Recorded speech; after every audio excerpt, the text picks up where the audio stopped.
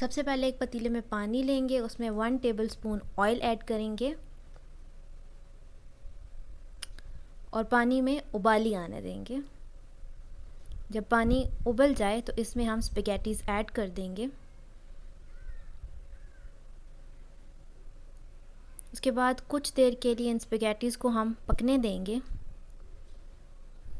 और छुरी या चम्मच की मदद से इनको काट कर चेक करेंगे। अगर ये इजीली कट हो रही हैं इसका मतलब ये पक चुकी हैं।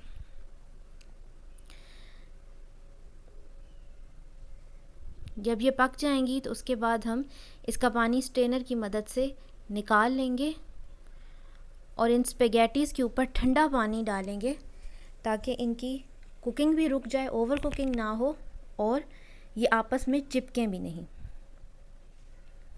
अच्छी तरह से हम ठंडा पानी इनके ऊपर डालेंगे।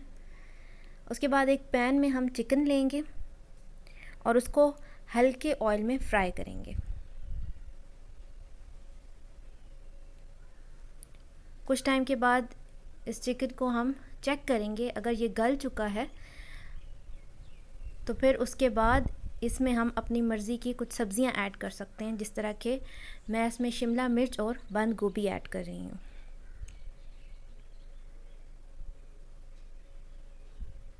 फिर इन सब्ज़ियों में सॉसेस ऐड करेंगे, सोया सॉस ऐड करेंगे अपने टेस्ट के मुताबिक जितनी आपको पसंद है। सिरका ऐड करेंगे,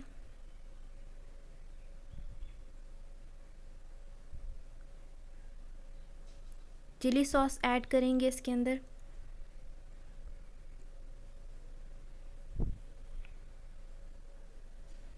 उसके बाद इसमें काली मिर्चें ऐड करेंगे,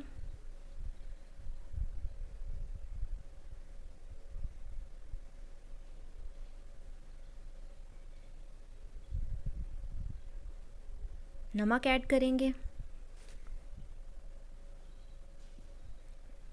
और इनको मिक्स कर लेंगे और साथ ही स्पैगेटीज़ इनके अंदर डाल देंगे ताकि इन सब्जियों की ओवर कुकिंग ना हो। क्रंची क्रंची ये सब्जियां बहुत मज़े की लगती हैं।